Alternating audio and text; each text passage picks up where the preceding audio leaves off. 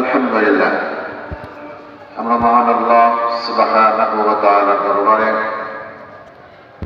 অসংখ্য অগণিত শুকরিয়া জ্ঞাপন করছি, যিনি আমাদেরকে বিশ্বনবী জনাব মুহাম্মদুর রাসূলুল্লাহ সাল্লাল্লাহু আলাইহি ওয়াসাল্লামের জীবনে ঘটে যাওয়া সবচেয়ে বড় আশ্চর্যের ঘটনা তথা মেরাজ আল্লাহ পাক রব্বুল আলামিন সে সম্পর্কিত কিছু কথা বলা এবং শোনার জন্য যে মহান মাহবুব আমাদেরকে উপস্থিত হওয়ার তৌফিক দান করেছেন, সেই মহান মাহবুবের দরবারে সবটুকু ভালোবাসা উজাড় করে দিয়ে মনের গভীর ভালোবাসায় রাসূল পাক সাল্লাল্লাহু আলাইহি ওয়াসাল্লামের মহব্বতে আমরা সবাই কালিমাতুশ শুকর আদায় করছি। সকলে মনের থেকে মহব্বতের সাথে একযোগে পড়ে নিচ্ছি আলহামদুলিল্লাহ।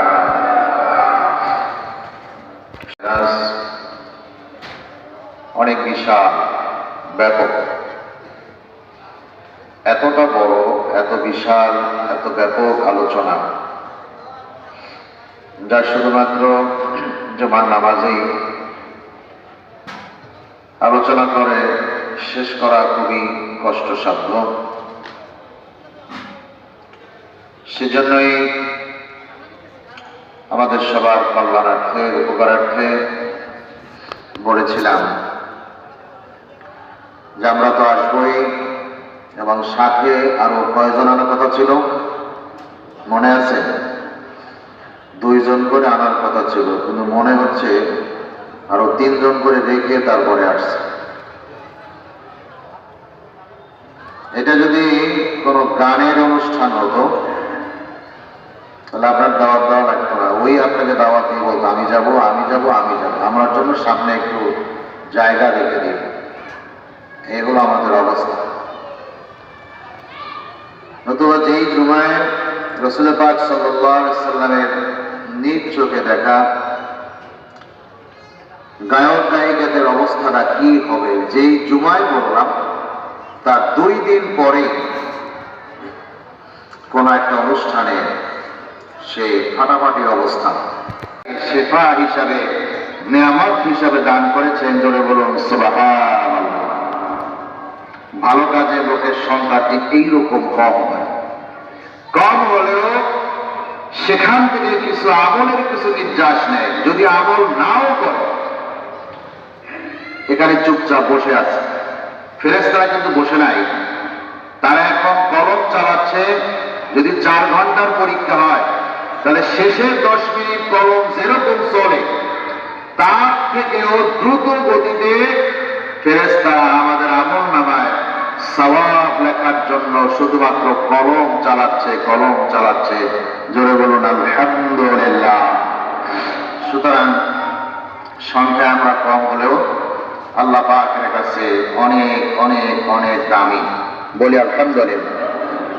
আসলে আমরা মূল আলোচনায় চলে যাই। রাসূল পাক সাল্লাল্লাহু আলাইহি ওয়াসাল্লাম এশার নামাজ আদায় করলেন, ঘুমিয়ে পড়লেন, জাগালেন, সেখান থেকে নিয়ে গেলেন কোথায়? মসজিদে আকসা।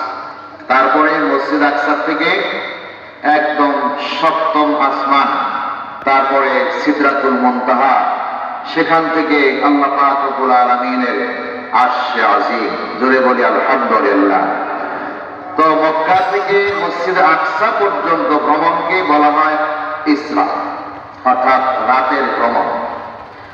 আর সেখান থেকে যেহেতু গতিটা উপরের দিকে ছিল, এই জন্য সেটাকে বলা হয় মেরাজ। ওখান থেকে যাত্রা উপরের দিকে, ওইটুকুর নাম কি? মেরাজ। সংগঠিত হয়েছিল 3টি বাহনে। কয়টি বাহনে মনে থাকবে তো? তাহলে সুবিধা হবে। 3টি বাহনে এই পুরা সফর আল্লাহ পাক রব্বুল আলামিন শেষ করলেন, সমাপ্ত করলেন। প্রথমটাতে ছিল বরাত, আপনাদের নিশ্চয়ই মনে আছে। রাসূল পাক সাল্লাল্লাহু আলাইহি ওয়াসাল্লাম হাঁটতেছেন, পথ চলতেছেন, হঠাৎ করে মিশর পৌঁছার পরে উনি সুঘ্রাণ লাগতেছিল, অনুভব করলেন। এত ঘ্রাণ, যেই ঘ্রাণটা রাসূল পাক সাল্লাল্লাহু আলাইহি ওয়াসাল্লাম বলেন, জিবরাইল, এইরকম সুন্দর ঘ্রাণ আমি পৃথিবীতে আর অনুভব করিনি। হযরত জিবরাইল আলাইহিস সালাতু ওয়াস সালাম বলেন, ইয়া রাসূলুল্লাহ, আপনি কি কিসের ঘ্রাণ দেখতে চান? কে না দেখে বলেন, বলেন কে না দেখে? আমরা শুধু একটু মক্কায় যাই, তারপরে ইন্ডিয়া যাই, তারপরে বলি ভাই কি কি দেখছে তো বলেন, তো বলি না, বলি কিনা? তো গল্প বলতে শুনতেছে। আর জিবরাইল আলাইহিস সালাম বলতেছেন, আপনি কি দেখতে চান কিসের ঘ্রাণ? বলে না, দেখতে চাই। এরপরে নামলেন, নামার পরে কি হলো, উনি দেখলেন যে ফেরাউন তার মেয়ে, এই মেয়ে কেশ বিন্যাস করার জন্য একটি দাসী ছিল। দাসী গোপনে ইসলাম গ্রহণ করেছে, কেউ জানত না। চুল আশ্রাতে গিয়ে চিরুনি হাত থেকে পড়ে গিয়েছিল।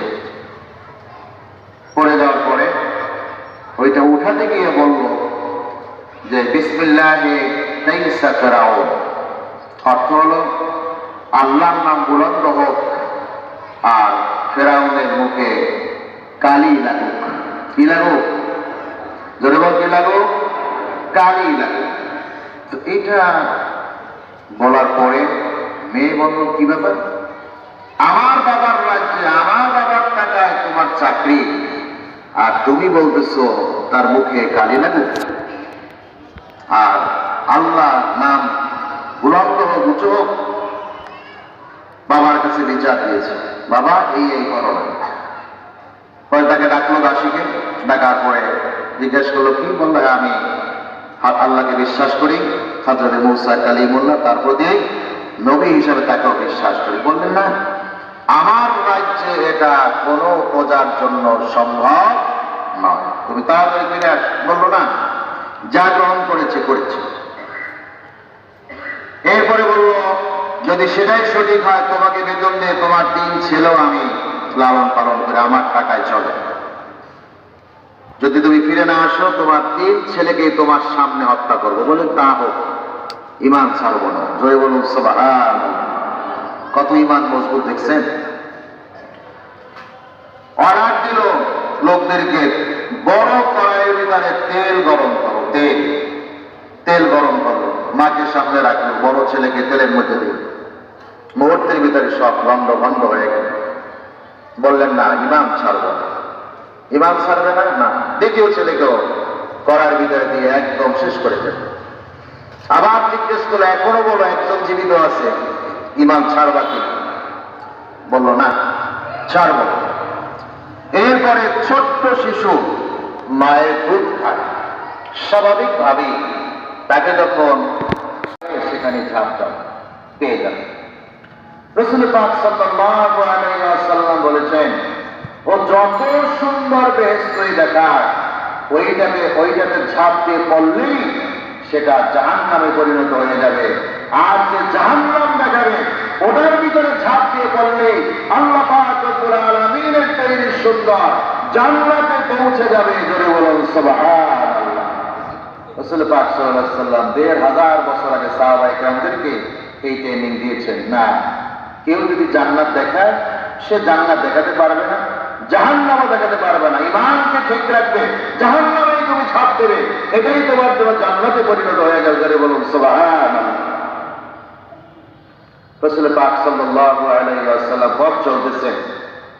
এরপর জান্নাত, জাহান্নাম, জান্নাত জাহান্নাম সব দেখলেন। দেখার পরে আল্লাহ পাকের কাছে জান্নাত ফরিয়াদ করতেছে, জাহান্নাম ফরিয়াদ করতেছে। জাহান্নাম বলতেছে, রব্বুল আলামিন, আমি তো আর থাকতে পারছি না, আমি খুশে একদম তেজদীপ্ত হয়ে গিয়েছি। আমার মধ্যে যারা তোমার গোলামি করে না, তোমাকে বিশ্বাস করে না, তাড়াতাড়ি করে পাঠাও, আমি তাদেরকে জ্বালিয়ে করে ছারখার করে দেব। রাসূল পাক সাল্লাল্লাহু আলাইহি ওয়াসাল্লাম এই আওয়াজ শুনতেছেন, স্বচক্ষে দেখতেছেন জাহান্নাম। আল্লাহ পাক রব্বুল আলামিন জাহান্নামকে লক্ষ্য করে বলেন, জাহান্নাম অপেক্ষা করো, তার কারণ যারাই আমাকে অবিশ্বাস করবে, আমার কিতাবকে অবিশ্বাস করবে, আমি অবশ্যই তাদেরকে তোমার মধ্যে পৌঁছাই দেব। বলে বলুন নাউযুবিল্লাহ। আল্লাহ রাব্বুল আলামিন বলেন, ইন্নাল্লাযীনা কাফারু বিআয়াতিনা সাওফা নুসলিহিম। এত নিয়ামত দান করেছো, যে নিয়ামতগুলি চতুর্দিকে ছিড়িয়ে ছড়িয়ে রয়েছে, তোমার বান্দাদেরকে আমার মধ্যে দিয়ে দাও। আমার জান্নাতের নিয়ামত তাদেরকে ভোগ করিয়ে আমি জান্নাত ধন্য হয়ে যাই। জোরে বলুন সুবহানাল্লাহ। আল্লাহ পাক বললেন, হ্যাঁ দেব, তবে এখনো সময় হয়নি, অপেক্ষা করো। রব্বুল আলামিন একটা দুইটা নয় 50 জায়গায় বলেছেন, আল্লাযীনা আমানু ওয়া আমিলুস সালিহাত, যারা ঈমান আনবে, নেক কাজ করবে, আমি আল্লাহ পাক রব্বুল আলামিন তাদেরকে জান্নাত দিয়ে দিব। জোরে বলুন সুবহানাল্লাহ। পুরা কোরআনে কারীমের 50 জায়গায় 50টি আয়াতের মধ্যে আল্লাহ পাক রব্বুল আলামিন 50 বার বলেছেন আল্লাযীনা আমানু ওয়া আমিলুস সালিহাত, যারা ঈমান আনবে, নেক কাজ করবে, আমি আল্লাহ পাক রব্বুল আলামিন তাদেরকে জান্নাত দিয়ে দিব। জোরে বলুন সুবহানাল্লাহ। জান্নাত শুনলো, ধৈর্য ধারণ করলো। রাসূল পাক সাল্লাল্লাহু আলাইহি ওয়াসাল্লাম সেখান থেকে পথ চলা শুরু করলেন উপরের দিকে। না, সেখান থেকে পথ চলা শুরু করলেন মসজিদে আকসার দিকে, এবং তিনি মসজিদ আকসায় পৌঁছে গেলেন। সব কথা বললে সারা রাতেও শেষ হবে না। এরপরে মসজিদ আকসা গেলেন, যাওয়ার পরে দেখলেন মানুষ বিভিন্ন ভাবে ইবাদত বন্দেগীতে রত আছেন। কেউ সিজদা করছেন, কেউ রুকু অবস্থায়, কেউ দাঁড়িয়ে নামাজ শুরু করছেন, কেউ মুনাজাত করতেছেন, কেউ তাসবিহ পড়তেছেন, কেউ ইস্তিগফার করতেছেন, কেউ দুরূদ শরীফ পড়তেছেন, বিভিন্ন ভাবে এরকম দেখছেন। কিছুক্ষণ পরে হযরত জিবরাইল আলাইহিস সালাতু ওয়াস সালাম সাখরা নামক জায়গা, যেটা ভূপৃষ্ঠ থেকে 200 ফিট উঁচু একটি জায়গা, একটি পাথর খণ্ড, সেখানে দাঁড়িয়ে আযান দিলেন। সেই আযানের আওয়াজ আল্লাহ পাক রব্বুল আলামিন গোটা আসমান, গোটা জমিন, অর্থাৎ 7 আসমান 7 জমিন, আল্লাহ পাকের আরশ আজিম পর্যন্ত সে আওয়াজ পৌঁছে দিয়েছিলেন। জোরে বলুন আল্লাহু আকবার। আযান শুনে সমস্ত ফেরেশতারা চলে আসলো। 1,24,000 পয়গম্বর চলে আসলো। জান্নাতের হুর গিলমান সব চলে আসলো, এবং যত মুমিন বান্দা দুনিয়া থেকে বিদায় গ্রহণ করেছেন তারাও চলে আসলো। আরবে আরওয়াহের মধ্যে যারা মুমিন ঈমানদার বান্দা আসবে কিয়ামত পর্যন্ত, তাদের রূহ এখানে চলে আসলো। সবাই এসে ইবাদত বন্দেগীতে রত। আযান হলো, সবাই তাসবিহ পড়তেছেন, বিভিন্ন ভাবে ইবাদত বন্দেগী করতেছেন। এখন ইমাম খুঁজতেছেন, সবাই ইমাম কে হবে। হযরত আদম আলাইহিস সালাম উনি ভাবলেন আজকে ইমামতি মনে আমি করব, তার কারণ আল্লাহ আমাকে নিজ হাতে সৃষ্টি করেছেন। আমার ভিতর থেকে বাম পাদের হাড়টি থেকে আমার স্ত্রীকে সৃষ্টি করেছেন। 2 জন থেকে গোটা পৃথিবীতে মানুষ ভরপুর হয়ে গেছে। আর সেই মানুষের থেকেই বিশ্বনবী মুহাম্মদুর রাসূলুল্লাহ সাল্লাল্লাহু আলাইহি ওয়াসাল্লাম সহ 1,24,000 পয়গম্বর পৃথিবীতে এসেছেন। সুতরাং ইমামতিটা আমি মনে হয় পাবো আজকে।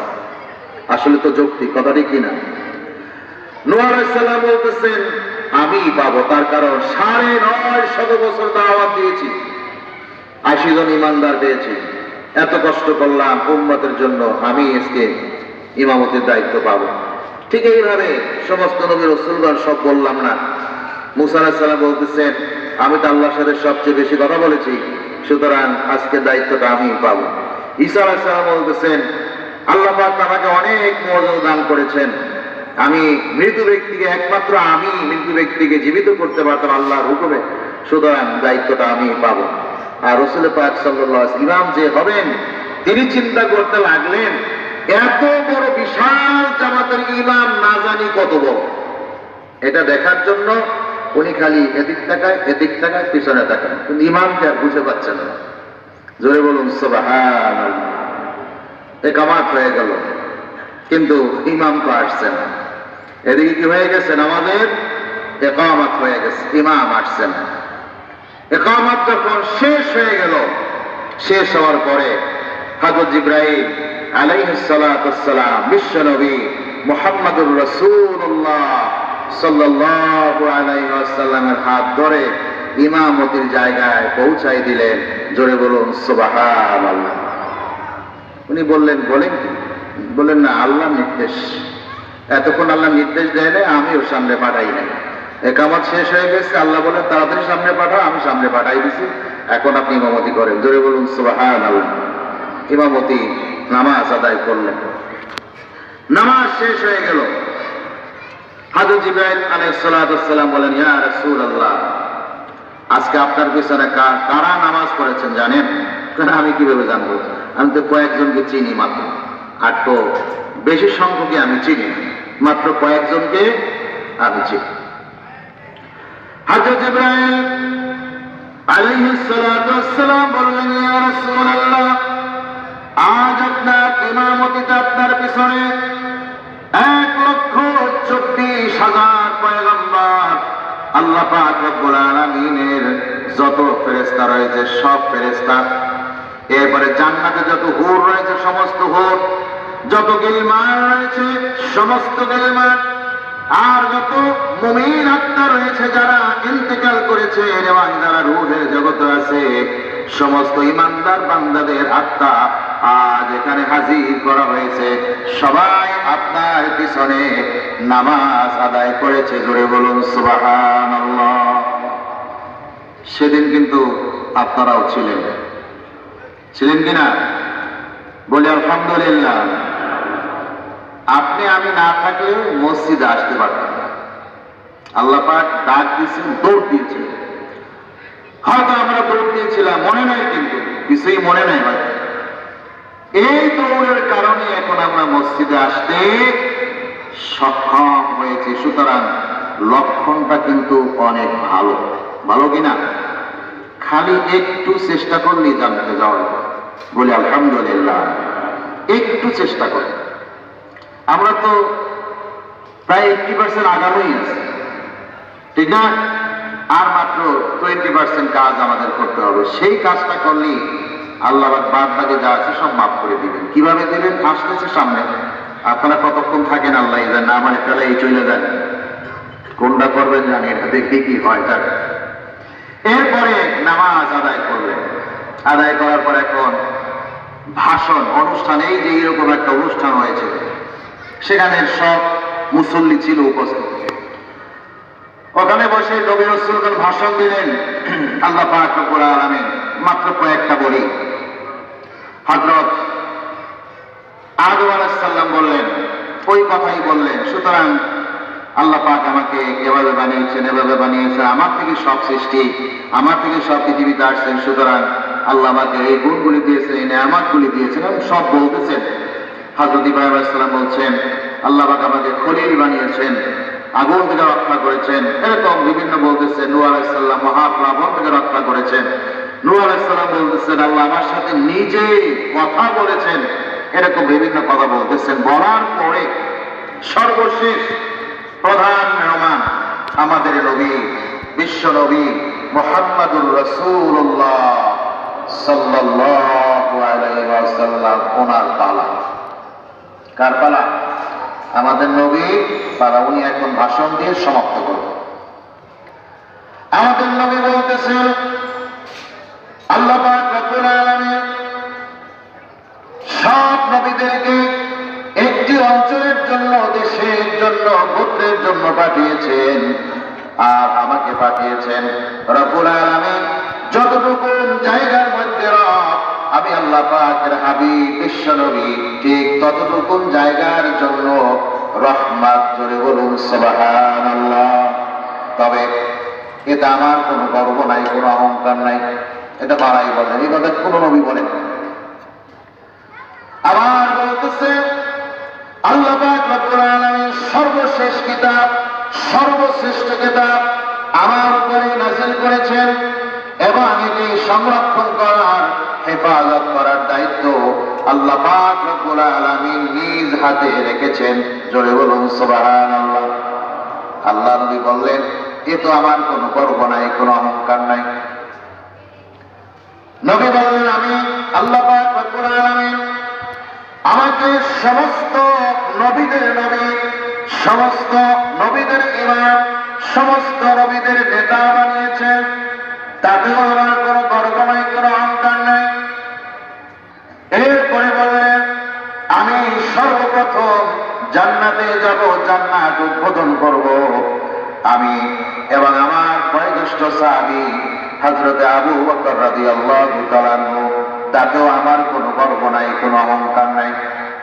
তারপরে বললেন, কাল কিয়ামতের মাঠে সমস্ত নবী রাসূলগণ শুধু নিজে বাঁচার জন্য বলবে নাফসি ইয়া নাফসি ইয়া নাফসি, সব উম্মতের কথা ভুলে যাবে, শুধু নিজেই বাঁচতে চাবে। কিন্তু আমি নবী মুহাম্মদুর রাসূলুল্লাহ সাল্লাল্লাহু আলাইহি ওয়াসাল্লাম আমি একবারও বলবো না ইয়া নাফসি, আমি বলবো রব্বি হাবলি উম্মতি, রব্বি হাবলি উম্মতি। জোরে বলুন সুবহানাল্লাহ।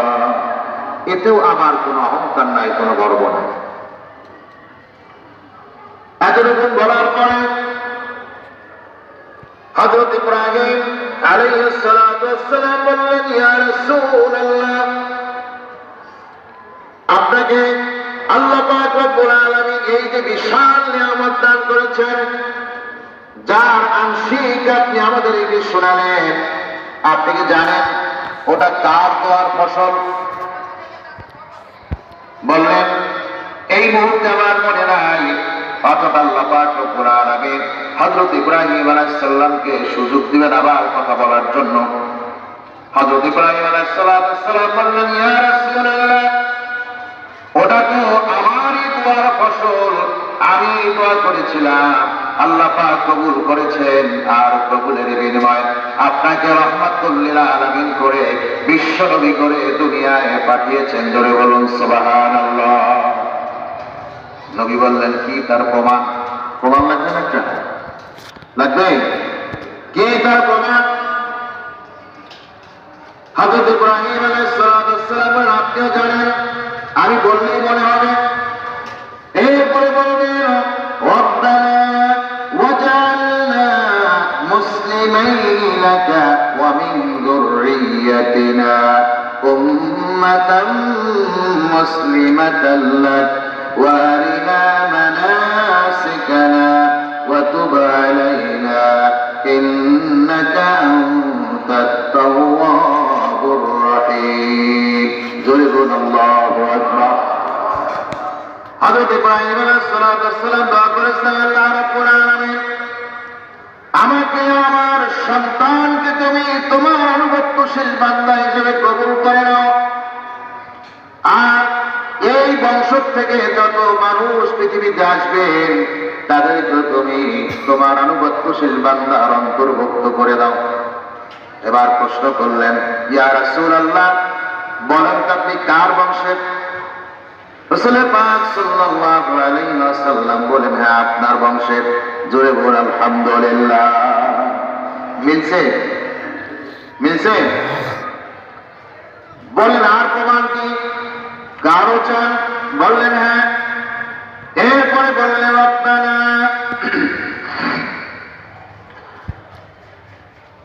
ربنا وبعث فيهم رسولا منهم يتلو عليهم آياتك ويعلمهم الكتاب والحكمة ويزكيهم إنك أنت العزيز الحكيم। আমি আল্লাহর কাছে দোয়া করেছিলাম, রব্বুল আলামিন, আমার বংশ থেকে এমন একজন নবী তুমি পাঠাও যে নবীর উপরে নাযিলকৃত কিতাব তেলাওয়াত করে শোনাবেন। আপনি কি শুনেন নাই? বলছেন শুনিয়েছি। 2 নম্বরে দোয়া করেছিলাম, আল্লাহ তুমি তার কিতাব শিক্ষা দাও। আপনি সাহাবায়ে কেরামদের কিতাব শিক্ষা দেননি, বলেছেন দিয়েছি। বলেছিলাম হিকমত শিক্ষা দিও, আপনি দাওয়াতি কার্যক্রম করতে গিয়ে হিকমত অবলম্বন করেননি, বলেছে হ্যাঁ করেছি। তারপরে আমি দোয়া করেছিলাম তাজকিয়ায়ে নফস, আত্মশুদ্ধির পথ পদ্ধতি আপনাকে শিক্ষা দিবে বা আপনি সাহাবায়ে কেরামদেরকে শিক্ষা দিবেন, দিয়েছেন কিনা? বললেন হ্যাঁ দিয়েছি। বললেন ইয়া রাসূলুল্লাহ, এটা আপনার পিতা হযরতে ইব্রাহিম আলাইহিস সালাতু ওয়াস সালামের দোয়া, জোরে বলুন সুবহানাল্লাহ। কার দোয়া? আমাদের পিতা দোয়া। আমরা কিন্তু সেই দোয়ার অংশ পেয়েছি, তাই নাই? পেয়েছি কিনা? সেই দোয়ার অংশ কিন্তু আমরাও পেয়েছি, বলে আলহামদুলিল্লাহ। আবারও বলে আলহামদুলিল্লাহ। এরপর রাসূল পাক সাল্লাল্লাহু আলাইহি ওয়াসাল্লাম ওনার সামনে খাবার দেওয়া হলো, পরিবেশন করানো হলো, মধু, দুধ, শরাব দেওয়া হলো। রাসূল পাক সাল্লাল্লাহু আলাইহি ওয়াসাল্লাম দুধকে পছন্দ করলেন। কি পছন্দ করলেন? দুধ পছন্দ করলেন। তারপরে 4টি রং দেওয়া হলো, সাদা, কালো, সবুজ আর একটা গোলাপি। এই 4টা কালারের মধ্যে সাদা কালারকে রাসূল পাক সাল্লাল্লাহু আলাইহি ওয়াসাল্লাম পছন্দ করেছেন, বলে আলহামদুলিল্লাহ। এজন্য সাদা কালার এটাই হলো সর্বোৎকৃষ্ট কালার এবং এটাই একমাত্র উপকারী কালার। দেখবেন প্রায় হাসপাতাল সব সাদা সাদা, বিস্তার কাপড় সাদা, বালিশের কভার সাদা, সব সাদা আর সাদা। কোনো হাসপাতাল একটু ব্যতিক্রম, বেশি টাকা নেওয়ার জন্য ওইটা ভুলে গিয়ে একটা কালার করেছে, কিন্তু সর্বোৎকৃষ্ট রং সাদা, স্বাস্থ্যের জন্য সাদা, শরীরের জন্য সাদা রংটাই একদম পারফেক্ট সবার জন্য, বলি আলহামদুলিল্লাহ। রাসূল পাক, আপনাকে দেখছি আমি কি হাসি খুশি হব না? কি তোমার পরিচয়? আমি ইসলাম। তো ইসলাম এরকম যুবক বেশে বলেন না, আমি এখনো পুরা হই নাই, এখন আমি কি আছি? যুবক হিসাবে আছি। আর মনে রাখবেন, আপনার সাহায্যে যারাই এগিয়ে আসবে এদের মধ্যে সিংহভাগ মানুষ থাকবে যুবক, জোরে বলুন সুবহানাল্লাহ। আজকে মনে হয় গণলে যুবকের সংখ্যা একটু মনে হয় বেশি হয়ে যাবে, বলে আলহামদুলিল্লাহ। আবার বলে আলহামদুলিল্লাহ। আমাদের নবী খুশি হয়ে গেলেন। খুশি হয়ে যাওয়ার পরে এবার সেখান থেকে ভ্রমণ শুরু। একটা স্টেপ শেষ, কোনো মতে শেষ। সেখান থেকে শুরু কোথায়? আসমানে। এখন ওই আসমানে কিভাবে যাবেন? বরাত এখানে শেষ। আসমানে যাওয়ার জন্য আল্লাহ পাক রব্বুল আলামিন একটি চলন্ত সিঁড়ি আনলেন। চলন্ত সিঁড়ি দেখছেন আপনারা? বিভিন্ন মার্কেটে আছে সিঁড়ি দৌড়ায়, নাকি মানুষ দৌড়ায়? সিঁড়ি দৌড়ায়। সৌদি আরব আছে রাস্তা দৌড়ায়। আমাদের সিঁড়ি দৌড়ায়, আর ওখানে কি রাস্তা দৌড়ায়। অনেক দূর পরে এখানে দাঁড়ায় থাকবেন, আপনাকে দাঁড়ান ওই নয় একদম তিতাস পর্যন্ত নিয়ে যাবে, আবার একটু হাঁটবেন, আবার আরেকটা রাস্তা, এই আপনাকে নিয়ে যাচ্ছে, ওরাই ওই রাস্তায় আপনাকে নিয়ে যাচ্ছে। তো এই চলন্ত সিঁড়ি আনলেন, সেই সিঁড়িতে উঠলেন। এখন সিঁড়ি চলতে চলতে প্রথম আসমানে চলে গেলেন। হযরত আদম আলাইহিস সালামের সাথে সাক্ষাৎ। দ্বিতীয় আসমানে ইয়াহইয়া ঈসা আলাইহিস সালামের সাথে সাক্ষাৎ। শুধু সাক্ষাৎটা বলে যায়, ওগুলো বললে শেষ হবে না। তারপরে তৃতীয় আসমান হযরত ইউসুফ আলাইহিস সালামের সাথে সাক্ষাৎ। তারপর চতুর্থ আসমানে হযরত ইদ্রিস আলাইহিস সালাম।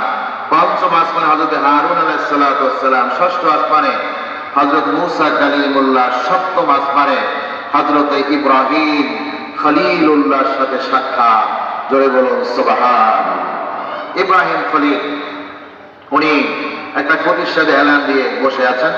সামনে অনেক ছোট ছোট মানুষ, এরা বাইতুল মামুর মসজিদের মধ্যে খেলাধুলা করছে। জোরে বলুন সুবহানাল্লাহ। কোথায় করছে? খেলাধুলা করছে বাইতুল মামুর। এই বাইতুল মামুর একদম কাবা ঘর বরাবর উপরে, সপ্তম আসমানের উপরে সিদরাতুল মুনতাহা, যেখানে একটি বড়ই গাছ রয়েছে। কি গাছ? বড়ই গাছটা হলো সীমানা। আমাদের কাঁটাতার, আর ওখানে কি বড়ই গাছ। এই বড়ই গাছের বড়ইগুলি হলো মটকার মতো বড়। তারপরে পাতাগুলি এক একটি হাতির কানের মতো। স্বর্ণালী রূপালী প্রজাপতি দিয়ে আল্লাহ পাক রব্বুল আলামিন গাছটাকে সুন্দর করে সৌন্দর্য মণ্ডিত করেছেন। জোরে বলুন সুবহানাল্লাহ। এখন বলেন তো গাছটা দেখতে কেমন সুন্দর লাগবে? বলেন। শুধু একটা বাড়ি বিয়ের জন্য কয়েকটা রং দিয়ে জারবাতি দিয়ে সাজায়, এই দিকে চমৎকার লাগে, কথা দেখি না? তো ওইটা স্বর্ণালী রূপালী প্রজাপতি দিয়ে আল্লাহ পাক রব্বুল আলামিন সাজিয়ে রেখেছেন বিশাল বিশাল এক একটা বড়ই। এই বড়ই কিন্তু খাওয়া লাগবে নাকি? খাবেন না? বলি ইনশাআল্লাহ খাইতে পারবেন, কোনো সমস্যা নাই। ওটা খাওয়ার উপযোগী করে যত বড়ই হোক না কেন আল্লাহ পাক রব্বুল আলামিন সেটা খাওয়ার মতন সুযোগ করে দিবেন। আর বড়ই কিন্তু জান্নাতি ফল। বড়ই কোথার ফল? কলা, বড়ই, এগুলি জান্নাতি ফল। ফি সিদরিন মাকদুদ, সবুজ বড়ই। বড়ইটার কালার আল্লাহ পাক বলে দিলেন সূরা ওয়াকিয়ার মধ্যে যে সবুজ কালারের বড়ই আল্লাহ পাক রব্বুল আলামিন খাওয়াবেন। আর আমরা কিনতে গিয়ে দেখি কোনটা সাদা, বেশি পাকা। তারও কারণ আছে, দেশি বড়ই তো মানে মাটির উপরের বড়ই, সাদা হলে একটু মিষ্টি লাগে, আর সবুজ তার একটু কষ লাগে। কিন্তু ওই সবুজ বড়ই সেটা কখনো কষ লাগবে না, সুমিষ্ট এবং অনেক স্বাদ যুক্ত করে আল্লাহ পাক রব্বুল আলামিন আমাদের জন্য বরাদ্দ রেখেছেন। তো ওই ঘরের মুসল্লি কারা? মুসল্লি হলো আল্লাহ পাক রব্বুল আলামিনের ফেরেশতারা। দৈনিক 70,000 ফেরেশতা প্রবেশ করে, ইবাদত বন্দি করে, তারপরে সেখান থেকে চলে যায়, চলে গিয়ে আবার পিছনে গিয়ে লাইন দেয়। রাসূল পাক সাল্লাল্লাহু আলাইহি ওয়াসাল্লাম বলছেন যতই লাইন দেও কিয়ামত পর্যন্ত তারা এইখানে ঢোকার সুযোগ পাবে না। জোরে বলুন সুবহান।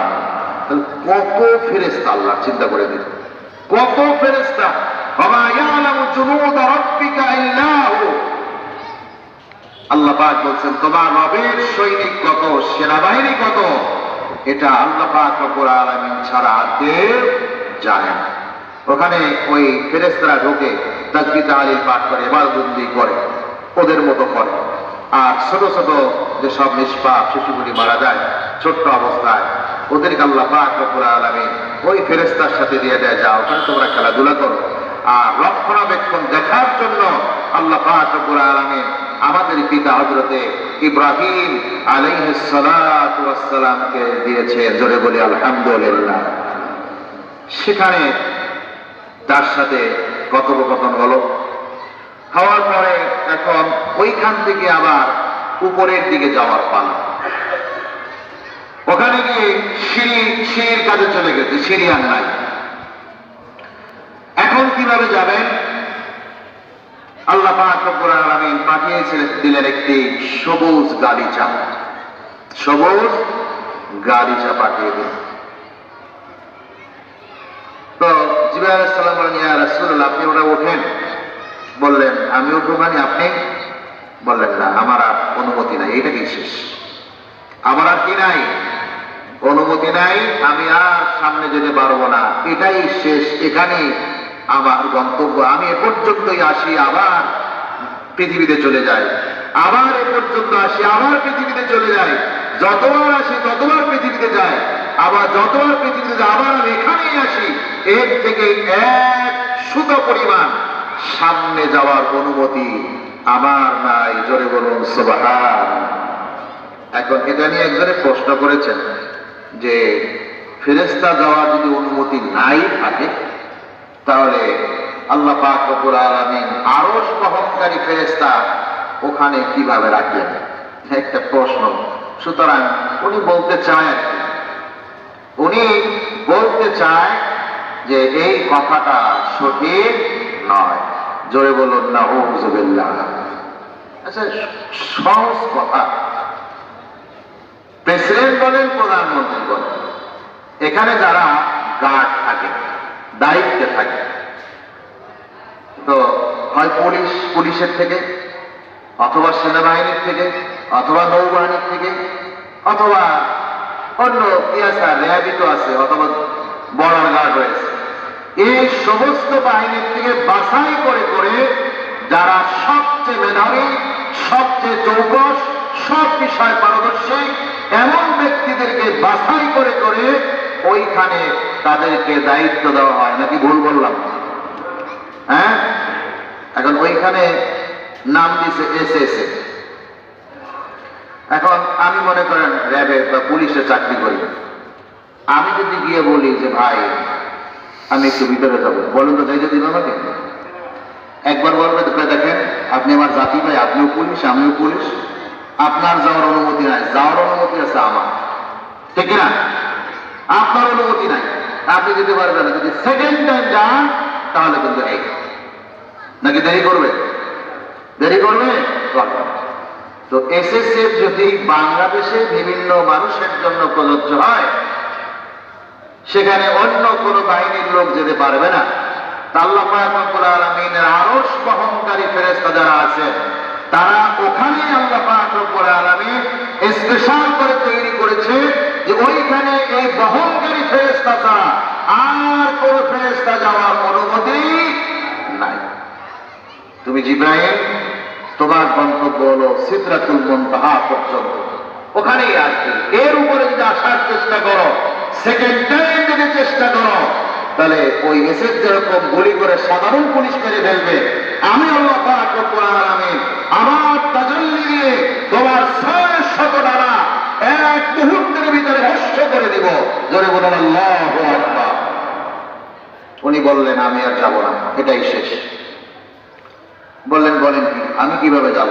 আপনি কিন্তু ওঠেন না, দেখবেন ওই আপনার নিয়ে গেছে। জোরে বলেন আল্লাহু আকবার। রাসূল পাক সাল্লাল্লাহু আলাইহি ওয়াসাল্লাম সেই সবুজ গালিচায় উঠলেন। ওঠার পরে সিদরাতুল মুনতাহা ওই বরাবর কিন্তু আরশে আজিম, ওই বরাবর কি আরশে আজিম, তার মানে কাবা, কাবার উপরে ৭ আসমানের উপরে সিদরাতুল মুনতাহা, ওটা হলো একদম কাবা বরাবর উপরে। আর ওই বরাবর উপরে আল্লাহ পাক রব্বুল আলামিনের আরশ কুরসি, ওই বরাবর উপরে। কথা বোঝা যাচ্ছে?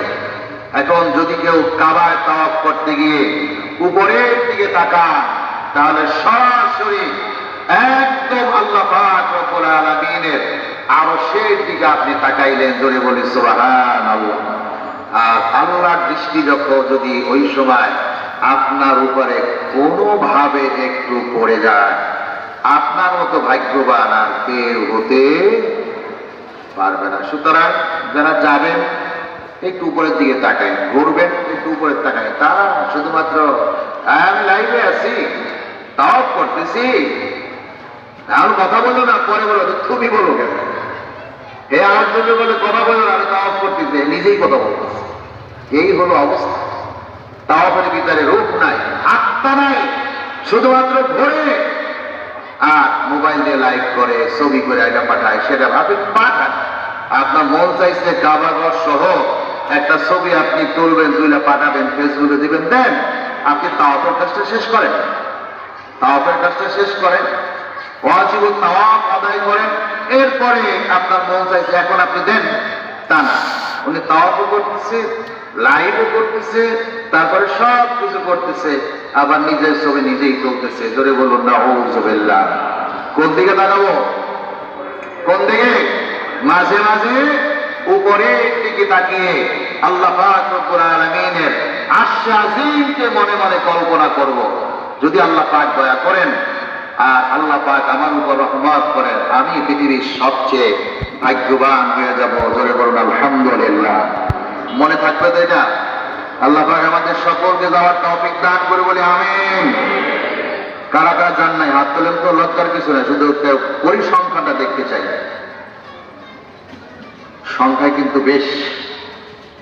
যারা গিয়েছে সবাইকে অনুরোধ করব, আজকে যারা উপস্থিত আছে যাইতে পারেন নাই, এই যে ছোট্ট শিশুর আত্মস, আল্লাহ পাক রব্বুল আলামিন যেন আজকের এই আঙিনায় এই মুহূর্তে যারাই উপস্থিত রয়েছে সকলকে আল্লাহ পাক রব্বুল আলামিন যেন আল্লাহ পাকের ঘরে রাসূল পাক সাল্লাল্লাহু আলাইহি ওয়াসাল্লামের রওজায় যাওয়ার তৌফিক দান করেন। সবাই মনের থেকে বলেন আল্লাহুম্মা আমিন। আল্লাহ কবুল করুন, বলি আমিন। রাসূল পাক সাল্লাল্লাহু আলাইহি ওয়াসাল্লাম সেখান থেকে গালিচায় উঠলেন। ওঠার পরে ৭০,০০০ নূরের পর্দা ভেদ করে মুহূর্তের মধ্যে আল্লাহ পাক রব্বুল আলামিনের আরশে আজিমে চলে গেলেন। জোরে বলি আলহামদুলিল্লাহ। কোথায় গেলেন? একদম আল্লাহর কাছে, আল্লাহর কাছে গেলেন। কেন গেলেন জানেন? রাসূল পাক সাল্লাল্লাহু আলাইহি ওয়াসাল্লাম মনে অনেক ব্যথা, যে ব্যথার কথা আগেও একদিন বলেছিলাম। বাবাকে দেখেন নাই, ব্যথা আছে না? আছে। মা কত অল্প বয়সে মারা গেলেন, তাও কোন অবস্থায়? নানার বাড়ির থেকে মক্কায় আসতে গিয়ে আবওয়া নামক স্থানে রাস্তার মধ্যে মা মারা গেল। এখন এই অবস্থা যদি আমাদের কারো হয়, বলেন তো কতটা দুর্ভোগ, কতটা কষ্ট। ওইখানেই দাফন কাফনের ব্যবস্থা হয়ে গেল। রাসূল পাক সাল্লাল্লাহু আলাইহি ওয়াসাল্লাম কত কষ্ট মনে। কষ্টের সামান্য একটা কথা আমি বলি, তাহলে বুঝতে পারবেন। যাদের মা নাই বাবা নাই তারা জানে মা বাবা কি জিনিস ছিল থাকতে, কিন্তু আমিও বুঝি নাই। সত্যি কথা, আমিও বুঝি নাই যে মা বাবা কি জিনিস ছিল। এখন বুঝতেছি, হারে হারে টের পাচ্ছি যখন দেখি যে কারো একজন বাবা সন্তানকে নিয়ে আসছে। আমিও যখন আমার সন্তানকে নিয়ে হাঁটি, আমার বাবার কথা তখন মনে পড়ে যায় যে আমাকেও তো এইরকম হাত ধরে ধরে হাঁটিয়েছে। এই দৃশ্য আমার তখন মনে পড়ে। রাসূল পাক সাল্লাল্লাহু আলাইহি ওয়াসাল্লাম সাহাবায়ে কেরাম সহ মদিনা থেকে আসতেছেন মক্কার দিকে। আবওয়া নামক স্থানে আসার পরে সামনে আর পা যাচ্ছে না। বলে আমার সাহাবীরা, যতক্ষণ আমি না আসি ততক্ষণ এখানেই তোমরা থাকবে, আমি একটু আমার মায়ের কবরটা জিয়ারত করে আসি। আল্লাহ পাকের হাবিব কবরের কাছে গেলে দোয়া করলেন, কান্নাকাটি করলেন। সর্বশেষ কাঁদতে কাঁদতে চোখের পানি দাড়ি হয়ে জামা কাপড় ভিজে জমিন পর্যন্ত ভিজে গিয়েছে। জোরে বলুন আল্লাহু আকবার। মা কি জিনিস, কথা বুঝে আসছে? যাদের মা জীবিত আছে কবরটা খেদমত করেন, সেবা করেন, অবশ্যই প্রতিদান পাবেন দুনিয়ায়। সর্বশেষ বলতেছেন মাকে উদ্দেশ্য করে, যখন আর আসতেছেন না, সাহাবায়ে কেরাম বলছেন চলো তাড়াতাড়ি যাই, এখনো আসে না, কি অবস্থা হলো দেখে আসি। আবার কেউ কেউ বললেন না, রাসূল বলছেন এখানে তোমরা থাকবে আমি আসার আগ পর্যন্ত। আবু বকর ওমর বললেন আমরা তো মানতে পারতেছি না, মানতে পারতেছি না। রাসূলকে দেখছি আবার একবার ওঠেন, আবার বসেন, আবার ওঠেন, আবার বসেন, চলো আমরা যাই। গেলেন, যাওয়ার পর দেখলেন ওই দৃশ্য।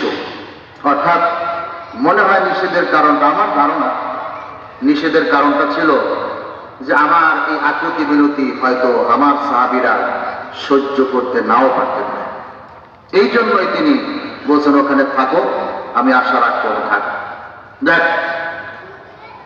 যাওয়ার পরে সাহাবায়ে কেরাম শুনতেছে রাসূল পাক সাল্লাল্লাহু আলাইহি ওয়াসাল্লাম বলতেছেন, ইয়া উম্মি লাউ কানাত হাইয়াতুন, হে আমার মা তুমি যদি জীবিত থাকতে আর আমি বাদাতুস সালাত, আমি নামাজ শুরু করে দিতাম, সুম্মা খাতামতু সূরাতুল ফাতিহা, আমি সূরা ফাতিহা শেষ করতাম, আবাদাতু সূরাতুল উখরা, অন্য সূরা শুরু করে দিতাম, ঠিক এই মুহূর্তে তুমি আমাকে ডাক দিতে, ইয়া মুহাম্মদ, ইয়া মুহাম্মদ, আমি তোমার ডাকে সাড়া দিতাম, নাক ছেড়ে দিয়ে তোমার ডাকে সাড়া দিতাম।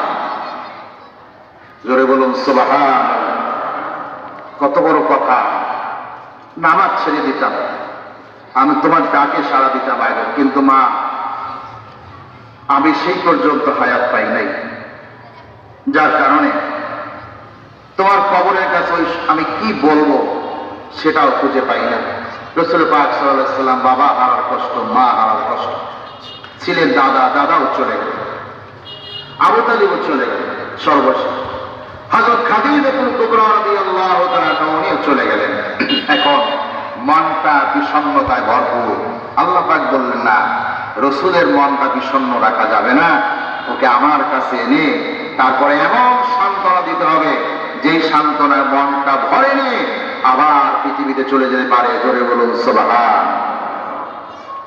রাসূল পাক সাল্লাল্লাহু আলাইহি ওয়াসাল্লাম একদম কাছে, কাবা কাউসাইন আও আদনা, তীর ধনুক টান দিলে দুই মাথা যতটুকু কাছে আছে এত কাছে, আও আদনা তার থেকেও কাছে গেলেন। ফাআহা ইলা আবদিহি মা আওহা, যা বলা দরকার সব তার বান্দাকে আল্লাহ পাক রব্বুল আলামিন বলে দিলেন। এখন যাওয়ার পালা। দিলেন কি? নামাজ। কি দিলেন? কত ওয়াক্ত মনে আছে? 50 ওয়াক্ত। ষষ্ঠ আসমান এসে বলেন মুসা আলাইহিস সালাম বলতেছেন 50 ওয়াক্ত অসম্ভব, পারবেন। কারণ আমি আপনার আগে নবী হিসাবে আসছি, আমি জানি উম্মতের অবস্থা, আর আপনার উম্মত আরো দুর্বল, সময় পাবে অল্প কয়েকদিন মাত্র। এই 50 ওয়াক্ত কোন সময় পড়বেন? আপনি জানেন, একটু কমাই নিয়ে আসেন। গেলেন বারবার গেলেন, মোট 9 বার গেলেন। 9 বার 5 5 5 5 করে কমাইলেন।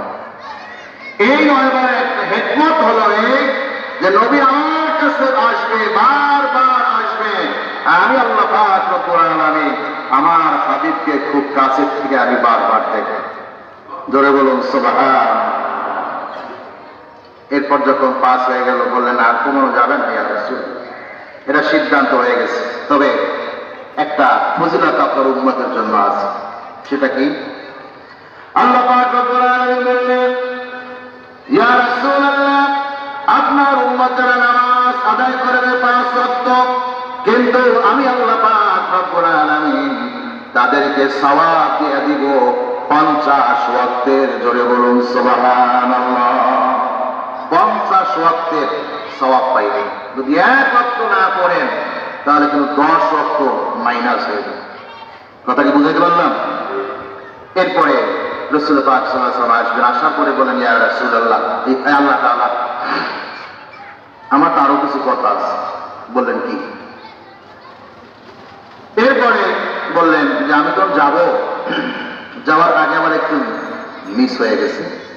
ওখানে আল্লাহ পাক জিজ্ঞেস করলেন যে রাসূলুল্লাহ, আপনি যে আমার কাছে আসছেন উম্মতের পক্ষ থেকে আমার জন্য কি এনেছেন?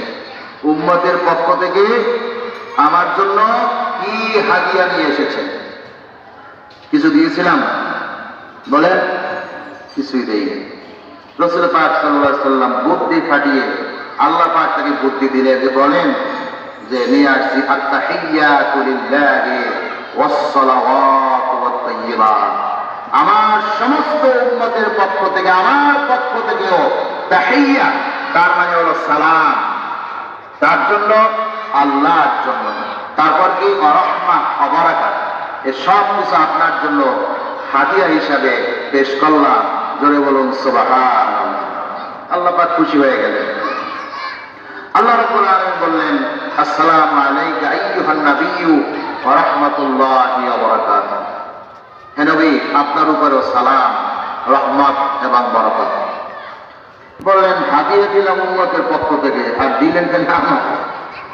বলে বলছেন হাদিয়া কার কাছ থেকে? উম্মতের পক্ষ থেকে। আর আপনি বলেন আসসালামু আলাইকা আইয়ুহান নাবিয়্যু, হে নবী, আপনার উপরে সালাম, রহমত, বরকত। রাসূল পাক সাল্লাল্লাহু আলাইহি ওয়াসাল্লাম তখন বললেন, আসসালামু আলাইনা ওয়া আলা ইবাদিল্লাহিস সালিহিন। অর্থাৎ সালাম কার উপরে? আমাদের সবার উপরে, আমার উম্মতের উপর আপনার। তারপরে রহমত, বরকত পুরাটাই আমার জন্য যেমন বরাদ্দ, আমার উম্মতের জন্য ঠিক ওইভাবেই বরাদ্দ। জোরে বলুন সুবহান। সমস্ত ফেরেশতারা বললেন, আশহাদু আল্লা ইলাহা ইল্লাল্লাহ ওয়া আশহাদু আন্না মুহাম্মাদান আবদুহু ওয়া রাসূলুহু। আমি সাক্ষ্য দিচ্ছি আল্লাহ এক, এবং এও সাক্ষ্য দিচ্ছি মুহাম্মদ সাল্লাল্লাহু আলাইহি ওয়াসাল্লাম আল্লাহর বান্দা এবং রাসূল। এরপর এখন আসার পালা। আসবেন। বললেন যে আমি যে যাব, আমার কিছু কথা আছে। কি কথা? বললেন, আপনি ইব্রাহিম আলাইহিস সালামকে খলিল বানাইলেন, তারপরে আপনি তাকে নমরুদের অগ্নিকুণ্ডকে জান্নাত বানাই দিলেন, এর বিনিময়ে আপনি আমাকে আর আমার উম্মতকে কি দিয়েছেন? দেখছেন প্রশ্ন? দেখছেন কি দিয়েছেন? বলেন। বলেন, আমি ইব্রাহিম আলাইহিস সালামের বানিয়েছি খলিল, আর আমি আপনাকে বানিয়েছি হাবিব। খলিলুল্লাহ আর হাবিবুল্লাহ। খলিলুল্লাহ হলো আল্লাহর জন্য যে সব উৎসর্গ করে দিতে পারেন, আর হাবিবুল্লাহ হলো আল্লাহ তার বন্ধুর জন্য সব কিছু উজাড় করে দিতে পারেন। জোরে বলুন সুবহানাল্লাহ। রাদিয়াল্লাহু তাআলা হযরত আনাস রাদিয়াল্লাহু তাআলা রাসূল পাক সাল্লাল্লাহু আলাইহি ওয়াসাল্লামের 10 বছর খেদমত করেছেন। পরে বললেন, ইয়া রাসূল, আল্লাহ রাসূল বললেন 10 বছর হয়ে গেল, এখন তোমার তো যাওয়ার পালা। বললেন, যাবোই তো, কিন্তু মনটা তো খারাপ। বলল অসুবিধা নাই, তুমি আমার কাছে কি চাও বলো, তুমি যা চাবা সেটাই তোমাকে দিব। যদি বল আলহামদুলিল্লাহ, কত সুন্দর মায়া মহব্বত। বললেন কি চাও? এবার বলেন ইয়া রাসূলুল্লাহ, আপনার কাছে শুধু একটা জিনিস চাই। কয়টা জিনিস? বুঝে যাবেন কয়টা জিনিস? একটা জিনিস চাই, সেটা হলো আপনি কালকে আমাদের মাঠে আমার জন্য একটু সুপারিশ করবেন। এইটুকু আপনার কাছে আমি চাই, আর কিচ্ছু চাই। আমরা বলে বলতাম কিছু লাগবে না, তেমন কিছু লাগবে না, খালি একটা গুলশান বাড়ি বানাই। আমার কাছে এক ভদ্রলোক বললো যে ছেলে বিয়ে দিব, তো কিচ্ছু লাগবে না, গরিব হোক, নামাজি হইলেই হবে, একটু পর্দাশীল হইলেই হবে, হোক গরিব, কোনো সমস্যা, নামাজি হইতে হবে, পর্দাশীল হইতে হবে। বললাম দেখি কি করা যায়। পরে যে আমার দিকে তাকান, হঠাৎ করে চেয়ার থেকে উঠে এসে কানের কাছে ছোট একটা বাড়ি থাকলে ভালো। কি বলছেন বলে, ছোট একটা বাড়ি থাকলে ভালো। আমি বললাম না, এখানে তো তাহলে সামনে আর যাওয়া যাবে না, সামনে কি আর যাওয়া যাবে না। হযরত আনাস রাদিয়াল্লাহু তাআলা বললেন আমি আপনার কাছে একটু সুপারিশ চাই কালকে আমাদের মাঠে। হ্যাঁ অবশ্যই কবুল, কারণ আমি তো বলছি যা চাবে তাই দিব। এবার আনাস রাদিয়াল্লাহু তাআলা বলতেছেন ইয়া রাসূলুল্লাহ, হাসরের মাঠে লক্ষ কোটি কোটি মানুষ, আমি আপনার কই পাব? বললেন তুমি আমাকে প্রথম বাবা হাউজে কাউসারের একদম প্রধান গেট যেটা আছে সেই গেটের কাছে আমাকে পাবো, তুমি কিচ্ছু চিন্তা করো না, দৌড়ে ওখানে চলে যাও। বলেন গেলাম, কিন্তু পাইলাম, তারপরে কই যাও? রাসূল পাক সাল্লাল্লাহু আলাইহি ওয়াসাল্লাম বলতেছেন যদি ওইখানে না পাও, একটু কষ্ট করে জাহান্নামের গেটের কাছে আসবা, আমি ওইখানে থাকি। বললেন ওইখানেও হইলাম, তারপর কই যাও? বলে ওইখানে যদি না পাও তাহলে তুমি পুলসিরাতের গোড়ায় পাও। জোরে বলুন সুবহানাল্লাহ। আবার বললেন ইয়া রাসূলুল্লাহ, যদি ওইখানে না পাই? বলেন আনাস, হাসরের মাঠে আমার ডিউটি হবে তিনটা। আল্লাহু আকবার। কয়টা ডিউটি? তিনটাই ডিউটি হবে। হ্যাঁ আমি হাউজের কাছে এখানে থাকি, এখান থেকে আমার উম্মতদেরকে পানি পান করাবো, পানি পান করাবার পরে তাকে পুলসিরাত পার করাবার জন্য যোগ্যতা অর্জন করে আমি পুলসিরাতের গোড়ায় গিয়ে খালি ওখানে উঠাই দেব। আল্লাহ পাক রব্বুল আলামিনের কুদরতে আমার উম্মত যাকে সুপারিশ করব এক দৌড়ে মুহূর্তের ভিতরে পুলসিরাত পার হয়ে আমার তৈরি সুন্দর জান্নাতে পৌঁছে যাবে। ধরে বলুন সুবহানাল্লাহ। সুতরাং তিন জায়গায় পাবে, জায়গা তিনটা বলে দিলাম। যদি না পান ওখানে খুঁজবেন, খালি বলবেন কোথায় হাউসে কাউসার, ওখানে যাবেন। যদি না পান পুলসিরাতের কোথায়, ওখানে না পাইলে কোথায়? জাহান্নামে গেটে তিন জায়গায় থাকবেন। জোরে বলুন সুবহানাল্লাহ। দেখুন যেভাবে সারাটা জীবন পৃথিবীতে উম্মতের জন্যই কষ্ট করলেন, সেই নবী ওখানেও উম্মত যতক্ষণ পর্যন্ত জান্নাত উদ্বোধন করার পরেই রাসূল পাক সাল্লাল্লাহু আলাইহি ওয়াসাল্লাম হাসরের মাঠে চলে আসবেন এবং এই তিনটা ডিউটি একা পালন করবেন। জাহান্নামের গেট থেকে সব তাড়ায় নিয়ে আসবেন, জাহান্নামে যায় কিনা ওখান থেকে ধরে ধরে নিয়ে হাউজে কাউসার পানি পান করাবেন, এরপর এখান থেকে একদম পুলসিরাতের গোড়ায় পৌঁছায় দিবেন। জোরে বলুন সুবহানাল্লাহ। আল্লাহ পাক রব্বুল আলামিন তারপরে রাসূল পাক সাল্লাল্লাহু আলাইহি ওয়াসাল্লাম বললেন আল্লাহ তাআলা আমি তো যাওয়ার পর তো আমার উম্মতদেরকে সালাত দিব, সালাত, কিন্তু আমার উম্মত যদি মাঝে মাঝে কোনো পাপ কাজ করে তখন তো তাদের মনটা খারাপ হয়ে যাবে। তো মনটা খারাপ হয়ে গেলে আমি ভালো কিভাবে করব? মন খারাপ হয় না? কেউ গায়ে শুধু কষ্ট করে হুজুর ফজরের নামাজটা করতে পারি না, মনটা ভালো না, কি করবো বলেন, এরকম বলে না? তখন একটা পরামর্শ দেয়, এখনই করে ফেলে, আসর করতে পারি না, এরকম বলে, অথবা এই কাজটা করে ফেলছে এখন কি করবো বলেন। তখন বলি যে আপনি আল্লাহর কাছে মাপ চান, তওবা করেন এবং সংশোধন হয়ে যান। এই তো, এছাড়া তো বলার কিছু নাই। রাসূল পাক সাল্লাল্লাহু আলাইহি ওয়াসাল্লাম বললেন আমি তো তাদেরকে কি বলবো? দেখুন কত হিকমত, কত কৌশল কত কিছু উম্মতের চিন্তা করে মাথায় নিয়ে তারপরে সেখানে গিয়েছেন। জোরে বলুন আল্লাহু আকবার। আল্লাহ পাক রব্বুল আলামিন রাসূল পাক সাল্লাল্লাহু আলাইহি ওয়াসাল্লামকে বললেন, আপনি গিয়ে বলবেন আপনার উম্মতদের। আল্লাহ রাব্বুল আলামিন বলেন, ইয়া আইয়ুহাল্লাযীনা আমানু লা তাকনাতু মির রাহমাতিল্লাহ ইন্নাল্লাহা ইয়াগফিরুয যুনুবা জামিআ। জোরে বলুন আল্লাহু আকবার। আপনি বলবেন যারা এরকম গুনাহের কাজে লিপ্ত হবে তারা যেন পদচ্যুত হয়ে না যায়, ওদেরকে বলবেন লা তাকনাতু মির রাহমাতিল্লাহ। আল্লাহ পাক বলেছেন, হে আমার গুনাহগার বান্দা, তোরা আমার রহমত থেকে নিরাশ হয়ে যাস না। জোরে বলুন আল্লাহু আকবার। কি হবে না? নিরাশ হবে না। তার কারণ আপনার উম্মত, আপনার সাহাবীরা পাপ কাজ যদি করেই ফেলে হয়ে যায়, হওয়ার পর যদি সংশোধন হয়ে যায়, তওবা করে আমার কাছে মাফ চাই, ইস্তেগফার কামনা করে আমি আল্লাহ পাক রব্বুল আলামিন তার জীবনের সমস্ত গুনাহগুলো মাফ করে নিষ্পাপ বেগুনাহ মাসুম বানাই দিব। জোরে বলুন সুবহানাল্লাহ। একদম নিষ্পাপ বেগুনাহ মাসুম হয়ে গেল। হাদিস শরীফে আছে, তাইব মিনাজ যামবি কামাল্লা যামবালাহু। যে ব্যক্তি তওবা করার পর গুনাহ করার পর তওবা করে, আল্লাহ পাকের হাবিব বলেছেন কামাল্লা যামবালাহু, সে যেন কোনো গুনাহই করে নাই, এতটা নিষ্পাপ করে দিবে। জোরে বলুন সুবহানাল্লাহ। বলেন আল্লাহ। আর একটা কথা এরপর চলে যাবো, আর কিছু বলবো।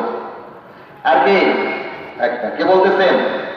নবী বলতেছে, আল্লাহ অনেক কথা বলছি, আপনার সাথে অনেক কথা বলার কথা না, আর একটা কথা বলবো, এরপর আপনি সালাম দিয়ে চলে যাবেন। আল্লাহ বলতেছেন থাকুক, কারো কাছে থাকুক। জোরে বলুন আল্লাহু আকবার। কথা ঠিক কিনা? হ্যাঁ। রাসূল বলতেছেন আমি মনে অনেক ডিস্টার্ব করে বলছি, যে এইটা বলেই চলে যাবো। কি বললেন? এই আপনার বান্দা আর আমার উম্মত, আমার সাহাবীরা, ওরা যে পাপ কাজ করার পর তওবা করলো, আপনার কাছে ফিরে আসলো, এখন কি একটা পুরস্কার তারা কি পায় না? চিন্তা করছেন? কথা বলছেন? একটা কি পুরস্কার তারা পায় না? আল্লাহ বলেন হ্যাঁ, দিলে তো পায়। দিলে কি পায়? আল্লাহ ওই পুরস্কারটা তো দেন, তারপর আমি যাবো, সালাম দিয়া চলে যাবো। কি উম্মতের সব খুশির কথাগুলো আমি নিজ মুখে আমার সাহাবীদের মাঝে শোনায় দিব। জোরে বলুন সুবহানাল্লাহ। তাহলে কি করবে? পাপ কাজ করার পরে যদি ফিরে আসে, তাহলে কি একটা পুরস্কার, জোরে বলুন, কি পাবে? সেই পুরস্কারটা কি? নবী বললেন এটা দেওয়া যায় কিনা? আল্লাহ বলেন হ্যাঁ দেওয়া যাবে। আচ্ছা ঠিক আছে, দিয়ে দিলাম। শুনবেন, আল্লাহ পাক বলেছেন মান তাবা ওয়া আমানা ওয়া আমিলা আমালান সালিহান ফাউলাইকা ইউবাদদিলুল্লাহু সাইয়্যাতিহিম হাসানাত। জোরে বলুন সুবহানাল্লাহ।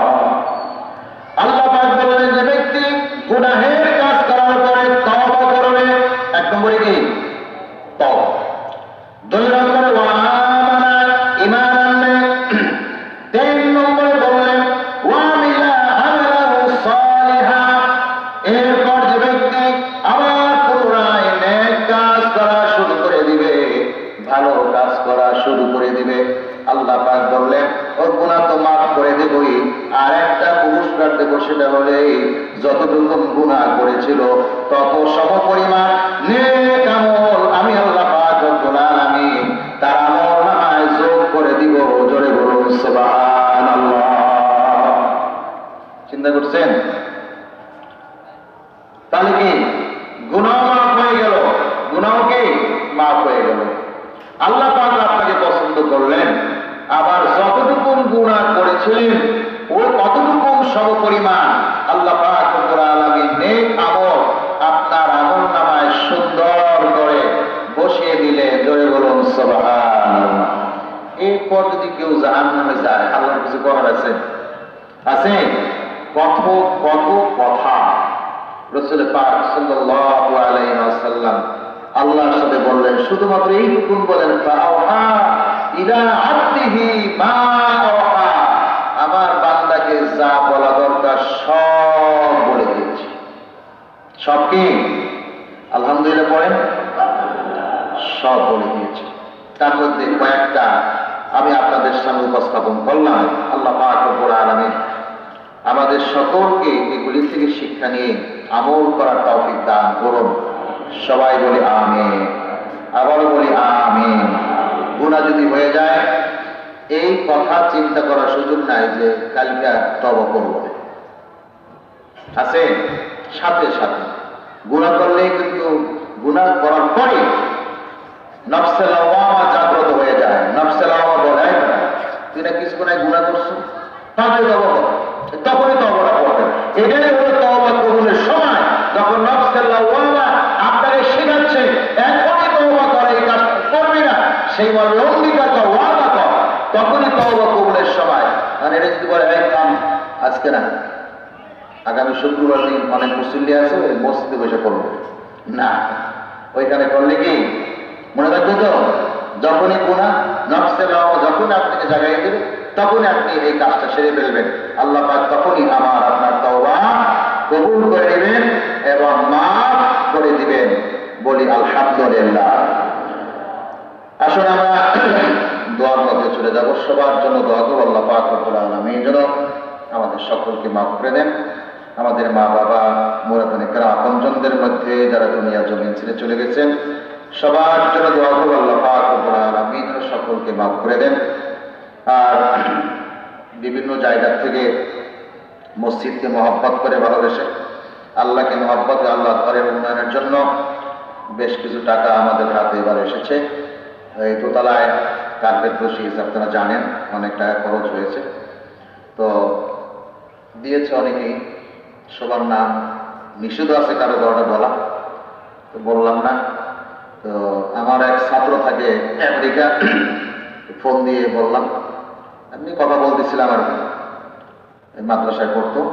তারপরে বললাম যে মসজিদ দোতলা তো কার্পেট করছে, কিছু আর্থিক সহযোগিতা দিতে পারো, দাও। সে বলল, হুজুর আমি দিব ইনশাল্লাহ, শরীক থাকবো। পরে 10,000 টাকা পাঠিয়েছে। বলি আলহামদুলিল্লাহ। তারপরে মসজিদে বসে কথা বলতে বলতে বললাম যে সবাই একটু চেষ্টা করলে তো আসলে মসজিদে কোনো অভাব থাকার কথা না। কারণ 50 জন 51 জন সদস্য, সবাই যদি প্রতি মাসে এইটুকুন চিন্তা করে যে প্রতি মাসে আমি আমার এখানকার যে দান বাক্সের টাকা আছে সেটা চাঁদা কালেকশন আছে, ওইটা বাদে আমি ব্যক্তিগতভাবে এক্সট্রা বাইরের থেকে আমার বন্ধু বান্ধব আছে, আত্মীয় স্বজন আছে, তাদের কাছ থেকে মাত্র 2,000 টাকা করে চিন্তা যদি কেউ করে, সারা মাসে যদি 2,000 টাকা সবাই চিন্তা করে, তাহলে কিন্তু কত যায় জানেন? 1,02,000 টাকা হয়ে যায়। কথা বলছেন? তো এই কথা বলতে বলতে বলতে আমাদের জয়েন্ট সেক্রেটারি, আমাদের আফসার ভাই, উনি দেখলাম মোবাইল হাতে নিয়ে, দেখেন উনি, আমরা ভাবছি বোধহয় কোথাও বলতে জানি না, উনি সৌদি আরবে ফোন দিলেন ওনার ভাইয়ের কাছে, বললেন যে এই ঘটনা, কিছু টাকা পয়সা দিলে ভালো হয়, তুমি আমাকে 10,000 টাকা দাও। ঠিক এইভাবে বলছেন, 10,000 টাকা পাঠান। ওনার ভাই বললেন, আপনি 10,000 টাকা চাইলেন, আমি 20,000 টাকা দিব। জোরে বলে আলহামদুলিল্লাহ। তা দেখেন কত কাজে লাগে কিনা, লাগে? এরকম তো ভাই সব সেক্টরে সবার লোক আছে, দিতে চায় মানুষ, কিন্তু আসলে নির্ভরযোগ্য ওনারা কাউকে পাচ্ছেন না, সেজন্য দিতেও গিয়ে পাচ্ছেন না। এরকম আমাদের যে বলি নাকি তুমি হাউস বিল্ডিং এর এমডি সাহেব, এতদিন এলাকায় থাকতেন, এত বাড়ি আপনারা বানাইলেন, চিনলেন না, আমিও চিনলাম না। এত নিরিবিলি লোক, আমার সাথে স্যার আর কারোর সাথে কথা বলতেন, খুব নামাজ পড়তেন, সালাম দালাম হইতেন। তো একদিন শুধু উনি আমাকে বললেন যে, আমি জিজ্ঞাসা কোথায় চাকরি করেন, তো বলছে আমি হাউস বিল্ডিং এর এমডি।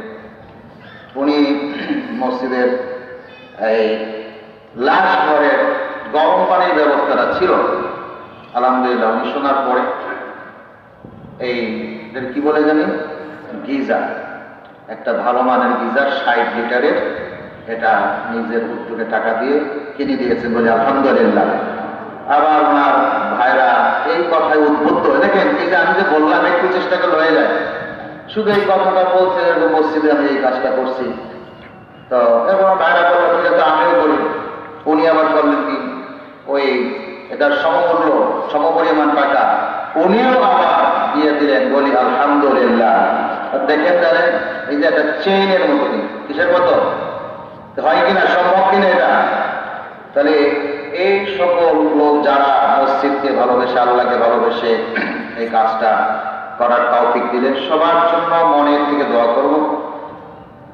তারপর আমাদের রিপন ভাই 32,000 টাকা দিয়েছেন। তারপরে কি জানি নাম, রুজি ভদ্র মহিলা, স্বামী বিদেশে থাকে, উনিও 25,000 টাকা দিয়েছেন। তারপরে আর আলিয়ামাদ স্কুলের এক স্যার, আতিক স্যার, সবাই চিনেন, হয়তো অনেকেই চেনেন, উনি আমেরিকা থাকেন, উনিও এসে একটা আলমারি দেওয়ার চিন্তা করেছেন। তো বাড়িতে গেছেন, যাওয়ার আগে আমার কাছে 8,000 টাকা দিয়ে গেছেন, বাকি টাকা উনি দিবেন। তো সবার জন্য দোয়া করব, যে মসজিদে 1 টাকা দিয়েছেন তার জন্য দোয়া করব, যারা এর থেকে উপরে যত টাকাই দিয়েছেন সবার জন্য, সবাই দোয়া পাওয়ার হকদার, নাকি বলেন না? যে 1 টাকা তার একদম জান্নাতে পৌঁছে দিব, আর যে 1 টাকা দিবে তারে বারান্দা রেখে দেবে, এরকম কিছু না। যে 1 টাকা দেয় তার পয়সা কম, সেজন্য এসে 1 টাকা দেয়। আমি মাঝে মাঝে সকালে এখানে বসলে দেখি যে এই দানবাসীর ভিতরে ঠস করে একটা শব্দ হয়, তখন মনে হয় যে গার্মেন্টসের শ্রমিক যারা আছে ওরা যায় আর একটা কয়েন মসজিদে দিয়ে যায়। আমি মনে করি এই কয়েনটার মূল্য আল্লাহর কাছে অনেক দাম, তার কারণ সারাদিন পরিশ্রম, হাত ভাঙা পরিশ্রম। এই পরিশ্রম করার পরে তাও 3 মাস চাকরি করার পরে 1 মাস পায়, 2 মাস বাকি, এটা নিয়ে আবার ঝামেলা হবে, দেখছেন না আপনারা? ওখান থেকে ইনকাম করে 5 টাকা 10 টাকা দেয়। সুতরাং সবাই দোয়া পাওয়ার হকদার, সবার জন্য দোয়া করব।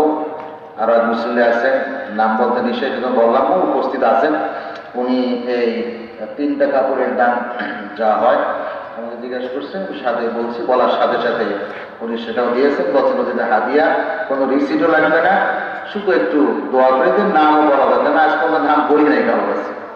আল্লাহ পাক যেন সবার দান কবুল করে, বলি আমিন। আজকের এই রজনীতে আল্লাহ পাক রব্বুল আলামিন আমাদের সকলকে, আমাদের মা বাবা, আত্মীয় স্বজন, আপনজন যারাই দুনিয়াতে চলে গেছেন, বেঁচে আছেন, আল্লাহ পাক রব্বুল আলামিন সকলকে জান্নাতের জন্য কবুল করে নেন, সবাই বলে আমিন। একবার সূরা ফাতিহা 3 বার সূরা ইখলাস, আউযু বিল্লাহি মিনাশ শাইতানির রাজিম, বিসমিল্লাহির রহমানির রহিম।